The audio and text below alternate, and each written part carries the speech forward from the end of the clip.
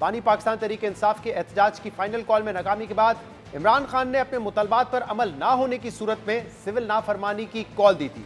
पाकिस्तान तहरीक इंसाफ का यह मुतालबा था कि इनके असीरान को रिहा किया जाए और 9 मई और 26 नवंबर के वाकयात की जुडिशल इंक्वायरी करवाई जाए। पाकिस्तान तहरीक इंसाफ ने इन मुतालबात की मंजूरी के लिए वफाकी हुकूमत को 14 दिसंबर तक की डेडलाइन दी थी, जो आज गुजर चुकी है। और आज यानी कि 15 दिसंबर से पाकिस्तान तहरीक इंसाफ ने सिविल नाफरमानी तहरीक शुरू करने का ऐलान करना था, मगर अभी तक पाकिस्तान तहरीक इंसाफ की क़यादत को यही इल्म नहीं है कि ये तहरीक के लिए आगे कैसे बढ़ा जाए और इस तहरीक में करना क्या होगा, जिसके लिए पार्टी अब एक बार फिर अडियाला जेल में कैद अपने बानी की तरफ देख रही है। और कहा जा रहा है कि चूंकि सिविल नाफरमानी की कॉल बानी पाकिस्तान तहरीक इंसाफ ने दी थी और पार्टी को इसकी तफसीलात का इल्म नहीं है, इसलिए इस बारे में हिदायत भी इमरान खान से ही ली जाएगी। इसके अलावा बानी पाकिस्तान तहरीक इंसाफ ने आज 26 नवंबर को इस्लामाबाद में मुबैना तौर पर हलाक कारकुनों की याद में यौम शोहदा मनाने का ऐलान किया था, जिसके लिए पेशावर में शोहदा इज्तिमा के नाम से एक तकरीब हुई, जिसमें सूबाई वुज़रा, अराकीन असेंबली और कारकुनान ने शिरकत की। और इस तकरीब से खिताब में वज़ीर आला KP के अली अमीन गंडापुर ने कहा कि चाहे किसी को अच्छा लगे या बुरा, हम सवाल उठाते रहेंगे कि गोली किसने चलाई और क्यों चलाई। जबकि साफियों से गुफ्तगू में अली अमीन गंडापुर ने कहा कि सिविल नाफरमानी की तहरीक का फैसला बानी पाकिस्तान तहरीक इंसाफ इमरान खान का है, उनका जो भी फैसला होगा उस पर मनोअन अमल किया जाएगा। एक सवाल के जवाब में वज़ीर आला खैबर पख्तूनख्वा अली अमीन गंडापुर ने कहा कि जब भी कोई तहरीक चलती है तो खैबर पख्तूनख्वा फ्रंट लाइन पर होता है। सिविल नाफरमानी का ऐलान मैंने नहीं किया था, बानी पाकिस्तान तहरीक इंसाफ ने किया था। अब तक सिविल नाफरमानी का मामला वाजे नहीं है, जब क्लियर हिदायत आएंगी तो देखेंगे।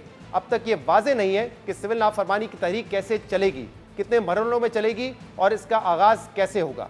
जबकि दूसरी तरफ वफाकी वज़ीर इत्तेलात अता तारर ने मीडिया से गुफ्तगू में कहा है कि पाकिस्तान तहरीक इंसाफ की अगली कॉल का इंतजार रहेगा। अब उनमें इतनी हिम्मत नहीं है कि वो कोई कॉल दे सके। बुशरा बीबी आपके खिलाफ है, आप उनके खिलाफ है और आप दोनों मौके से फरार हो गए और फाइनल कॉल को आप लोगों ने नाकाम कर दिया, तो सियासी तौर पे तो आपकी नाकामी है। तो आपकी कोई कॉल पर अमल नहीं थी। अब अगली कॉल का तो हम इंतजार करेंगे। आप अगली कॉल आप में अल्हम्दुलिल्लाह इतनी हिम्मत नहीं है कि आप अगली कॉल दे सकें, अगली कॉल पर अमल पैरा हो सके। और बढ़के मारना कि मैं जी फलां कर दूंगा, ढमका कर दूंगा, आप कुछ नहीं कर सकते हैं। आप सियासी तौर पे नाकाम हैं, आप इंतजामी तौर पे नाकाम हैं, आप सूबे के मामलात को संभालने में नाकाम हैं। मुल्क को बदनाम करते हैं कि जी यहाँ क्रैकडाउन हो गया, फलां हो गया। भैया आप जुर्म करेंगे तो क्रैकडाउन होगा, आप कत्ल करेंगे तो उसकी सजा है, आप डकैती करेंगे उसकी सजा है, आपको छोड़ दिया जाए, आप इतने लाडले हैं। वफाकी वज़ीर इत्तेलात अता तारर कह रहे थे कि पाकिस्तान तहरीक इंसाफ कानून हाथ में लेगी तो क्रैकडाउन होगा। दूसरी तरफ ऐसा लगता है कि 26 नवंबर के वाक़े को लेकर अभी तक पाकिस्तान तहरीक इंसाफ के खिलाफ क्रैकडाउन रुका नहीं है, क्योंकि इस वाक़े के बाद गिरफ्तार होने वाले जिन अफराद को अदालत से रिहाई मिली थी, उन्हें कल अदालत के बाहर से दोबारा गिरफ्तार कर लिया गया है। इस्लामाबाद की इंसादे दहशतगर्दी अदालत के जज अबुल हसनान जुल्करनैन ने कल टी चौक पर एहतजाज के केस में जेर हिरासत 46 पाकिस्तान तहरीक इंसाफ कारकुनान को डिस्चार्ज करते हुए उनको रिहा करने का हुक्म दिया था, जिनमें 8 बच्चे भी शामिल थे। जबकि दीगर 56 पाकिस्तान तहरीक इंसाफ कारकुनान के जिस्मानी रिमांड की इस्तदा मुस्तरद करते हुए उन्हें जुडिशल रिमांड पर जेल भेज दिया गया था। और केस की समाअत के दौरान जज अबुल हसनान जुल्करनैन ने यह रिमार्क्स भी दिए थे कि अगर डिस्चार्ज किए गए पाकिस्तान तहरीक इंसाफ कारकुनान को दोबारा गिरफ्तार किया गया तो पुलिस एहलकारों को हथकड़ियां लगवा देंगे। लेकिन जज की इस तंबीह के बावजूद पुलिस की भारी नफरी जुडिशल कॉम्प्लेक्स के बाहर मौजूद थी और डिस्चार्ज होने वाले मुतअद्दिद पाकिस्तान तहरीक इंसाफ कारकुनान को अदालत के बाहर से दोबारा गिरफ्तार कर लिया गया। इस समेत हम दीगर मामलात पर बात करेंगे और उसके लिए हमें ज्वाइन किया है पाकिस्तान तहरीक इंसाफ के सीनियर रहनुमा अली मोहम्मद खान ने। अली साहब, बहुत बहुत शुक्रिया वक्त देने के लिए। सबसे पहले तो ये बताइएगा कि आज की डेडलाइन दी गई थी कि अगर मुज़ाकरात नहीं होते तो सिविल नाफरमानी की तहरीक का आगाज होगा, लेकिन चीफ मिनिस्टर अली अमीन गंडापुर समेत कई आपके रहनुमा ये कह चुके हैं कि इसकी तफसीलात हमें पता नहीं है। तो जब तफसीलात नहीं पता तो ये सिविल नाफरमानी की तहरीक का आगाज होगा या नहीं होगा कल से? शहजाद साहब बहुत शुक्रिया। बिस्मिल्लाहिर्रहमानिर्रहीम, अल्लाहुम्मा सल्ली अला मुहम्मद व अला आलि मुहम्मद। आज शुहदा इज्तिमा हुआ और वहीं गंडापुर साहब ने स्पीच भी की और मुल्क में जो ये जुल्म अजीम हुआ है उसके लिए एक दुआया तकरीब हुई और तमाम शहीदों के लिए दुआ की गई। तहरीक इंसाफ के जो कारकुनान शहीद हुए हैं, जो हमारे आम लोग शहीद हुए हैं, मुल्क में जहाँ लोग पाकिस्तान की हिफाजत करते हुए फौजी या कोई रेंजर्स शहीद हुए हैं, या उलमाए कराम, ये जो सानहा हमारा पाड़ा चिनार हुआ है, वहाँ जितने शुहदा हैं, सब के लिए आज इज्तिमाई दुआ भी हुई है, ख़त्म कुरान हुए हैं और वहाँ एक मैसेज गया है कि तहरीक इंसाफ जिसके साथ इतना बड़ा जुल्म हुआ है, इसके बावजूद तहरीक इंसाफ इंतकाम की बजाय दुआ की और मुल्क में अमन व अमान की सियासत करती है। हाँ, डिमांड हमारी अपनी जगह पे मौजूद है कि सानहा इस्लामाबाद के शहीदों को इंसाफ दिया जाए। जितने शहीद हैं तकरीबन उनमें से मेजॉरिटी के घरों पे जाके उनकी कब्रों के पास उनके वालिदैन के हमरा दुआ में कर चुका हूं, उनसे मैं मिल चुका हूं। मैं आपको एक बात बता दूं, उनके जज्बे जवान हैं और वो ये कहते हैं कि हमारे बच्चों ने मुल्क के लिए कुर्बानी दी है।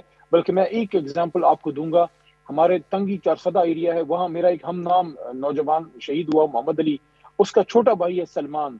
वो कहता है कि वो मेरा भाई पाकिस्तान के लिए शहीद हुआ है, मेरी भी जान हाजिर है। मेरी दुआ है कि कभी किसी सियासी कारकुन की जान पाकिस्तान में सियासी तहरीक में ना जाए। मुझे बड़ा अफसोस होता है तारड़ साहब ने जिस तरीके से एड्रेस किया है। देखें, इस बात में कोई भी दो राय नहीं है कि सियासी कारकुनान शहीद हुए हैं, रेंजर्स भी शहीद हुए हैं, हमें उनका भी दुख है। ये इस पूरे वाकये की जुडिशल इंक्वायरी तहरीक इंसाफ मांगती है। ये कोई ऐसा गलत मुतालबा नहीं है, क्योंकि अगर वो तहरीक इंसाफ के कारकुन ना भी हो, आने से पहले मुझे अगर जरा ये बता दें, क्योंकि तारड़ साहब ने ये भी कहा है होनी चाहिए। अब आप आते हैं आपके सवाल की तरफ में आके फिर आप तारड़ साहब की बात कीजिएगा। आपने सिविल डिसोबीडियंस की बात की है, उस पे गंडापुर साहब ने आपको मौक़िफ़ दिया है। इमरान खान साहब के कल केसेस हैं, हमारी लीडरशिप वहां जाएगी, मैं भी जाऊंगा।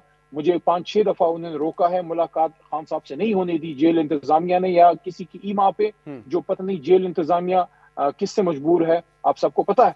बहरहाल खान साहब से फ्रेश डायरेक्शन जो भी उनकी आती है उस पे पार्टी वो मनो अमल करेगी। कल 16 दिसंबर है, मेरी पार्टी को ये स्ट्रॉन्ग रिकमेंडेशन होगी और पार्टी का ऐसा कोई इरादा भी नहीं है कि कल से कोई ऐसी तहरीक या कोई चीज लॉन्च हो, क्योंकि कल 16 दिसंबर आर्मी पब्लिक स्कूल के शुहदा का दिन है और पाकिस्तान का जो सुकूत ढाका जो एक बहुत बड़ा सानहा हुआ था, अल्लाह पाकिस्तान को ता क़यामत सलामत रखे, कभी भी ऐसा दिन क्रम ना देखें। चाहे वो तो आप ये कह रहे हैं अली मोहम्मद खान साहब के कल से एटलीस्ट इस तहरीक का आगाज नहीं होगा। इमरान खान से आप पूछेंगे और इमरान खान से पूछ के उनको कन्विंस करने की कोशिश करेंगे कि इस तहरीक का आगाज ना करें, क्योंकि कल आपके इत्तेहादी महमूद खान अचकजई ने भी ये कहा है कि इसको मौखर करें, पहले बातचीत करते हैं, बातचीत में बात ना बने फिर आगे बढ़ते हैं। तो स्ट्रेटेजी क्या है? कल तफसीलात लेंगे कि कैसे आगे बढ़ना है या कन्विंस करेंगे कि अभी आगे ना बढ़े?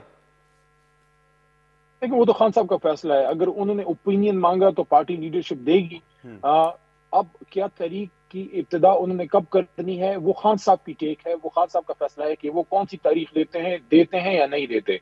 जहां तक हमारे एलआई अचकजई साहब की बात है कि थोड़ा सा मौखर करें, तो वो डिपेंड करता है शहजाद साहब के अगर मुज़ाकरात शुरू होते हैं और कोई मीनिंगफुल डायलॉग होती है, अगर उसके रिजल्ट से इमरान खान साहब मुतमईन है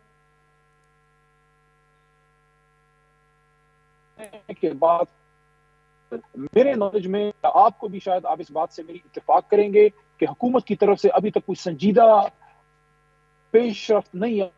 कमेटी से ज्यादा हो गया जो तहरीक इंसाफ ने मुज़ाकराती कमेटी बनाई है। जी, उनकी तरफ से तो अब तक ये कहा जा रहा है कि आपकी पहले पोजीशन थी कि मुज़ाकरात नहीं करेंगे सियासी जमातों से, अब आप कह रहे हैं कि मुज़ाकरात करेंगे, तो वो तो आपकी नीयत पे शक कर रहे हैं। वो कह रहे हैं क्योंकि अब आप डरे हुए हैं जनरल फैज़ हमीद की कस्टडी में होने की वजह से, उनके ऊपर चार्जशीट की वजह से, इसलिए आप हमारे पास आ रहे हैं मुज़ाकरात करने के लिए। शहजाद साहब, वो डिपेंड करता है कि उनकी तरफ से कौन बात कर रहा है। गैर संजीदा लोग, उनसे आप क्या खैर की तवक्को रखेंगे? अगर उनमें कोई सीनियर लोग हैं समझदार जो मामला को ठीक करना चाहते हैं, तो मैं समझता हूं कि वो उसमें अपना रोल जरूर अदा करें। बाकी हर जमात में हर जगह स्पॉयलर्स होते हैं जो मामला को बिगाड़ के खुश होते हैं। मुल्क की सबसे बड़ी जमात जो देखें, न्यूक्लियर इस्लामिक स्टेट, उसकी सबसे बड़ी जमात और सबसे बड़े लीडर को, जिसके पीछे आधी से ज्यादा कौम खड़ी है, तो उसको आप साइड लाइन करेंगे तो पॉलिटिकल स्टेबिलिटी तो नहीं आ सकती। और मेरी जो एक हकीर सी सोच है, जो थोड़ी बहुत समझ है, वो ये है कि अगर पॉलिटिकल स्टेबिलिटी नहीं है तो इकोनॉमिक स्टेबिलिटी नहीं आ सकती, मुल्क तरक्की कर ही नहीं सकता। अच्छा, इसमें एक अहम बात है कि वो जिम्मेदारी आप पे डालते हैं कि स्टेबिलिटी आपकी वजह से नहीं आ रही। इनफैक्ट आपने ये शायद खबर सुनी हो, साफी है ये बात करें, कल सोहेल साहब ने हमारे प्रोग्राम में भी, मैं सवाल कर लूं उस पर, मैं सवाल अगर मुकम्मल करूं इस सवाल का जवाब दे दें, क्योंकि सोहेल बड़ाई साहब ने कल हमारे प्रोग्राम में कहा और दीगर लोग ये कह रहे हैं कि अगर आप लोग सिविल नाफरमानी की तहरीक पर गए तो फिर खैबर पख्तूनख्वा में आपकी हुकूमत का खात्मा कर दिया जाएगा। क्या ये थ्रेट इस किस्म की आप तक पहुंची है? आपको खदशा है कि ये हो सकता है? वड़ाइट साहब काबिल एहतराम है, लेकिन काफी अरसे से वो आधा गिलास खाली देख रहे हैं, खासकर तहरीक इंसाफ की। जहां बात हो तो उनको फिर टनल के आखिरी सिरे पे फिर अंधेरा ही नजर आता है। हमें टनल के आखिर में रोशनी नजर आ रही है।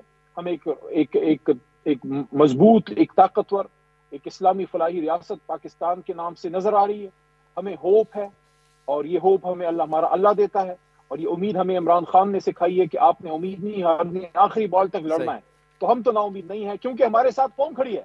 जिस जमात जिस लीडरशिप के साथ कौम पीछे खड़ी है, उसको क्या फिक्र है? असल में तो मसला इनको है। बहुत शुक्रिया अली मोहम्मद खान साहब। आप देखते हैं कि कल इमरान खान क्या डायरेक्शन देते हैं। सिविल नाफरमानी की तहरीक आगे बढ़ती है, या जैसे आपके इत्तेहादी अचकजई साहब ने आपको मशवरा दिया कि मौखर करें, पहले बातचीत करके देख लेते हैं, ये मामला आगे बढ़ता है।